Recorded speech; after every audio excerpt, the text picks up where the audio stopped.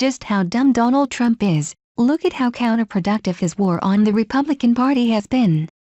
Is Donald Trump, as Secretary of State Rex Tillerson reportedly stated, a moron?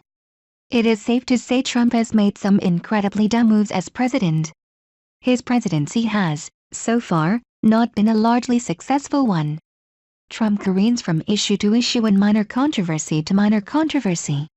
His White House lacks any sort of coherent strategy or long-term plan of action. Instead, White House aides spend their days cleaning up after the messes that the president makes, as opposed to tending to the governance of the nation. Take Trump's Twitter tantrum against retiring Senator Bob Corker as an example.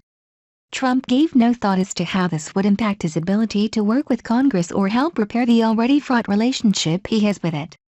Instead, it widened the gulf. As I wrote 2 months ago, Trump is isolated, impotent and has an overblown sense of grievance. Congress has largely distanced itself from him and his agenda. They choose to humor him with sweet nothings, while their actions freeze him out. Simply put, when it comes to tackling the important issues of the day, Congress is putting Trump at the kids' table. Unlike other victims of Trump's ridiculousness, Corker chose to fight back, and did so in an unsenatorial manner, but right on Trump's level. After one of Trump's baseless attacks, he tweeted, "It's a shame the White House has become an adult daycare center." Someone obviously missed their shift this morning. Later, in an interview with the New York Times, he went further and insinuated that Trump is not fit for office. Corker's view is not unique. Many congressional Republicans privately share this opinion of Trump. However, they fear the retribution that speaking out would bring. While their lack of publicly sharing their views is far from a profile in courage, the absence of public condemnation is understandable. They recognize that the Republican Party is in the midst of a civil war and they most certainly do not wish to become its casualties. Any president in Trump's position would be frustrated. However, few, if any, would channel this frustration into attacking members of their own party when things do not go as planned.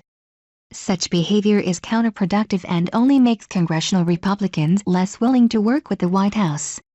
What incentive do they have to go out on a limb and vote the way Trump wants on legislation? The most frustrating part of the Trump presidency is how the president has squandered the many opportunities to, as Trump puts it, win. The most glaring example is his response to the march in Charlottesville 2 months ago. While Trump's response was red meat to his base, it was pure poison to the rest of the country, as it divided us as a nation. As Abraham Lincoln said, "A house divided against itself cannot stand." In 10 days, Trump will have completed 9 months in office. In this short period of time, the nation has lived a lifetime of drama, and it shows. There is the old saying that the presidency ages the person who occupies the office, but in the case of this presidency, it is Americans who have been aged. Our national wounds have been ripped open, as we once again plunge into debating matters of race and engage in the culture war. It has not made us a better nation, but rather a more fractured one. The Republicans who cheer all of this on thump their chests at Trump's childishness and think it is exactly what the establishment, meaning anyone who dares challenge the president, deserves. Yet, they ignore the reality of the national strife it causes and that it is resulting in the contraction of the Republican Party. Even worse, some see the chaos occurring and actively cheer as our government does not function properly. If current patterns hold true and results for the White House continue to be elusive, Trump will continue to be isolated and impotent. He will face an ever-growing gulf between the White House and congressional Republicans. His overblown sense of grievance will become increasingly prominent. His lashing out will only increase. And more Americans will voice Bob Corker's concerns.